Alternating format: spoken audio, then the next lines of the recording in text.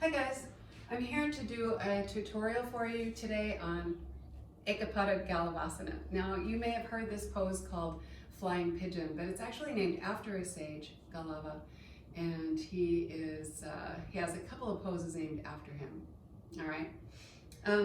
So what I want to talk about first is key principles that makes this pose possible. And then also the theory that I have of teaching the body what you are expecting of it. So if we're not giving the body the right information, it's never really going to know what it's supposed to be doing. So I'm going to go through steps along the way. I don't really believe in the idea that there are beginner, intermediate, and advanced level of poses. I think that they are accessible to most everybody. And it's really just about giving the body the right information so that it understands what you're expecting of it. All right, so Eka Pada Galavasana is a super fun pose, and once you get the hang of it, I think you're gonna love it, and it's a great addition to your practice. If you are a teacher, hopefully some of these ideas that I have will help you to help your students progress, all right, and be successful in it. So Eka Pada Galavasana essentially looks like this. You've got one leg kind of in a half lotus.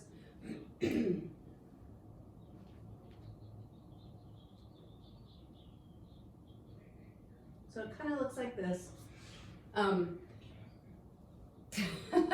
of the most important things is this little hook around the arm. Like, this is seriously the key to winning at this pose. Not upper body strength, not flexibility, maybe a tiny little bit, but it's really creating this energetic lock between the toes and the arm. Because usually what happens is, if you're not creating that lock, then this foot doesn't know what to do, and it will just start to slide down, all right? And then the rest of the body just kind of falls apart. So let's focus on creating that lock first, and then we're going to go through some steps along the way that are going to make you super successful in it, okay? So one way that you can do it is by starting in a standing position. Bring that ankle just to above the knee and just start to squat down. Now immediately my toes have been trained to do this, so they're going to hook around that arm and really create that new bandha here. In some books you might see, especially in light on yoga, if you look at Mr. Iyengar do this pose, his half lotus is kind of jammed in close to his torso. I don't like it that way.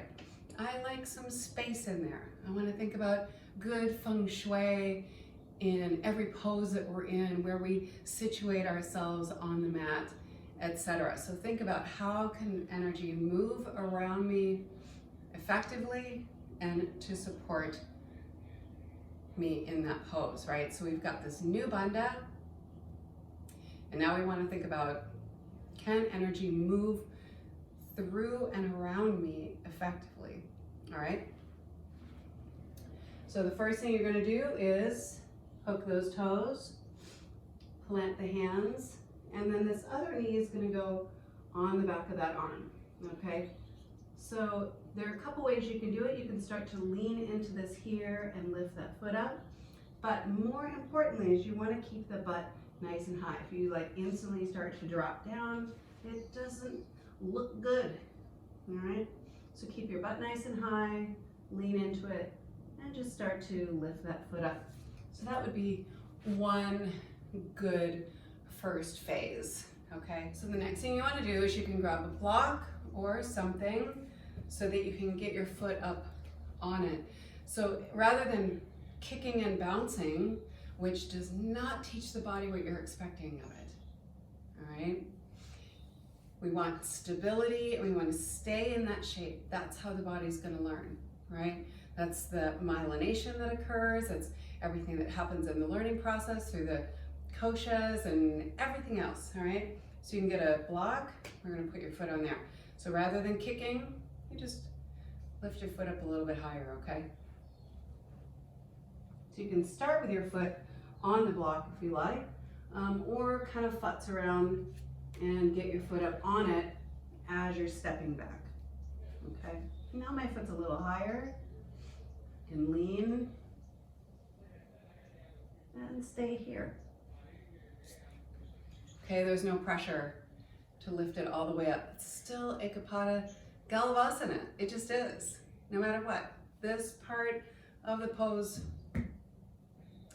does not define the pose. All right? All right, nice work, yogis. And then you always want to practice both sides. We're always going to have a better side, right? And quite often it's just because maybe we do the right side first all the time. Maybe you are right side dominant. We don't know until we do some tests. And so it's good to practice both sides and to want each side to feel different.